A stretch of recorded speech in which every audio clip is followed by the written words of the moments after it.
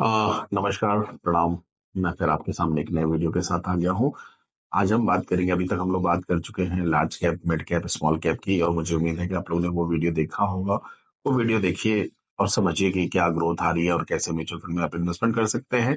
आज हम बात करेंगे थेमेटिक्स और सेक्टोरियल फंड की, कि पिछले 5 सालों में सेक्टोरियल और थेमेटिक्स फंड कैसे ग्रोथ दिए हैं और कौन कौन से फंड से आप क्या बना सकते थे।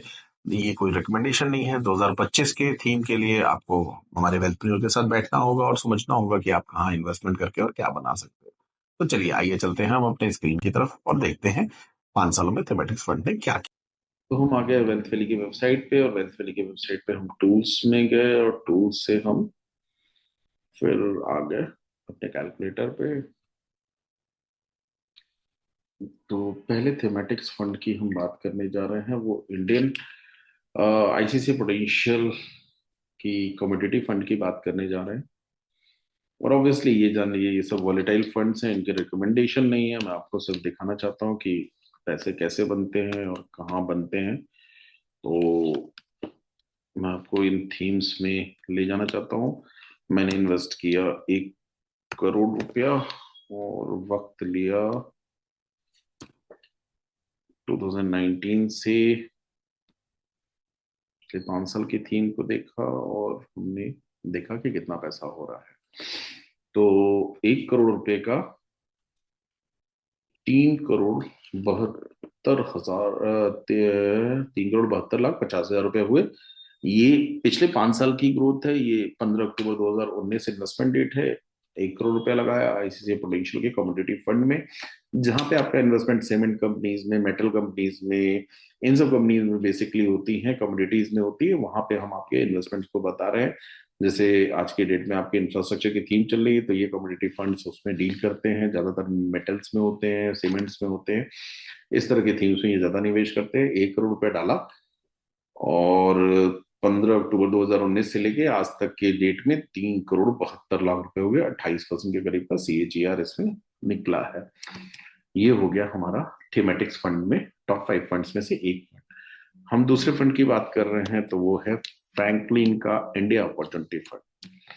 इंडिया अपॉर्चुनिटी फंड आप श्योरली, मुझे उम्मीद है कि आप जान रहे होंगे, जहां पे हम बात करते हैं उन फंड्स की, जो टेक्नोलॉजी, जो इंडियन रेगुलेटरीज में चेंजेस आ रहे हैं, पीएलआई टाइप की स्कीम में जो काम कर रहे हैं, या जो मेक इन इंडिया थीम में काम कर रहे हैं, पीएलआई में काम कर रहे हैं, या कुछ ऐसी है जो एक टेक्नोलॉजी डिस्रप्शन पैदा कर रहे हैं, चीजों का डिजिटलाइजेशन कर रहे हैं, इन सब थीम्स पे आधारित ये फंड्स हैं। तो यहाँ हम देखने की कोशिश करते हैं फ्रैंकलिन इंडियन अपॉर्चुनिटी फंड ने क्या दिया। तो 1 जनवरी 2019 में 1 करोड़ रुपए जमा था। आज के डेट में 3 करोड़ 46 लाख रुपए की वैल्यू है और ये 5 साल की पिछले वैल्यू है। 22.9% का सीएजीआर आ रहा है। इसके बाद इसी सीरीज में हम बात करेंगे इंडिया अपॉर्चुनिटी में आईसीसी फंड की। इनका इंडिया अपॉर्चुनिटी फंड जो है, ये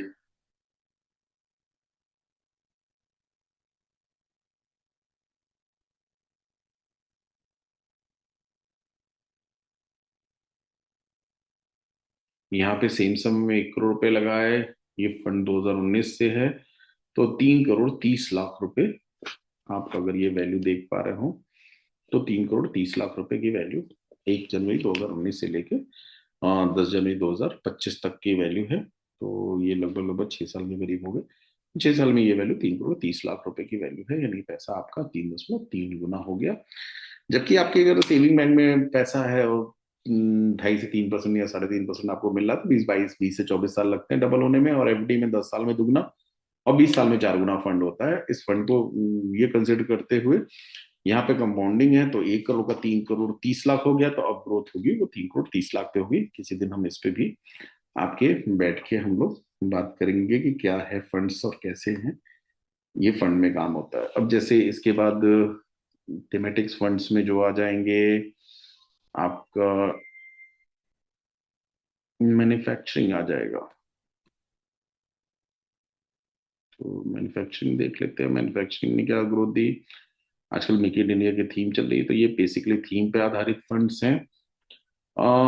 इसमें भी आपको अगर हम दिखा सके, तो मैन्युफैक्चरिंग ये सब लेटेस्ट 5 साल के फंड्स हैं। तो 1 करोड़ रुपए जमा हुआ है और 3 करोड़ 13 लाख रुपए की वैल्यू आज के डेट पे है। 1 जनवरी 2019 से लेके 10 जनवरी 2025 तक की वैल्यू हम आपको दिखा रहे हैं। जो मार्केट की कंडीशन आज की जो 10 जनवरी की है उस एनएवी पे हमने आपको मैन्युफैक्चरिंग दिखाया। इसके बाद जब हम बात करेंगे टॉप 5 फंड की, तो हम बात करेंगे कोटक के पाइनियर फंड की। ये भी थीमेटिक्स फंड्स में अच्छी ग्रोथ दे रहे हैं। तो इनका पाइनियर फंड सेम समय लिया और 1 करोड़ रुपए डाला 2019 में, और 2025 में ये फंड 2 करोड़ 94 लाख 24 हजार रुपए के करीब पड़ गया। तो 22% की सीएजीआर है। और ये 9 अक्टूबर 2019 से फंड स्टार्ट हुआ है, तो तब से हम आज तक की वैल्यू आपको दिखा रहे हैं। हम लास्ट 5 साल में थीमेटिक्स चेंजेस दिखा रहे हैं। अगली थीम क्या होगी, अगली थीम में कैसे हम इन्वेस्ट कर सकते हैं और कैसे उससे ग्रोथ पर कमा सकते हैं, इसके लिए आप हमारे वेल्थ मेल के साथ बैठिए और निवेश करते रहिए, क्योंकि स्वस्थ रहने, व्यस्त रहने, मस्त रहने के लिए बहुत पैसे की आवश्यकता है। और लिक्विड पैसा जो आपको मजा देगा वो कभी मजा नहीं देगा। अभी मैं एक न्यूज पढ़ रहा था, जो आपने भी देखा होगा, कि आप गूगल में डालोगे इंडिया ग्रोथ बाय 2031, तो अगर आप इसको डाल के देखते हैं इंडियन इकोनॉमी बाय 2031, तो बहुत सारी न्यूज मिल जाएंगी, इकोनॉमिक टाइम्स की मिल जाएगी, भारत $60 ट्रिलियन की इकोनॉमी होनी है। बिजनेस स्टैंडर्ड बोल रहा है कि we are going to be third largest. Swaraj S N P global, world की सबसे बड़ी रेटिंग एजेंसी, थर्ड बोल रही है लार्जेस्ट इकोनॉमी। हिंदुस्तान टाइम्स की बात करें तो वो भी $60 ट्रिलियन की बात कर रहा है। एनडीटीवी $60 ट्रिलियन की बात कर रहा है। इंडियन एक्सप्रेस थोड़ा और भी बात कर ले रहा है। इसके बाद मॉर्गन स्टैनली भी बात कर रहा है कि ग्रोथ आउटलुक हमारा अच्छा है। अगर हम $7 ट्रिलियन ऑफ इकोनॉमी क्रॉस कर जाते हैं तो लगभग $3.8 ट्रिलियन की इकोनॉमी है। तो अगले 7 साल में ये फंड्स और भी ग्रो करेंगे, क्योंकि इंडियन इकोनॉमी ग्रो कर रही है। तो इन्वेस्टमेंट करना पड़ेगा सर। शुरुआत तो कभी ना कभी करनी पड़ेगी, क्योंकि लाइफ में प्लानिंग नहीं फेल होती, प्लान करने में फेल होते हैं। तो आज का वीडियो यहीं तक। Thank you very much for watching this video.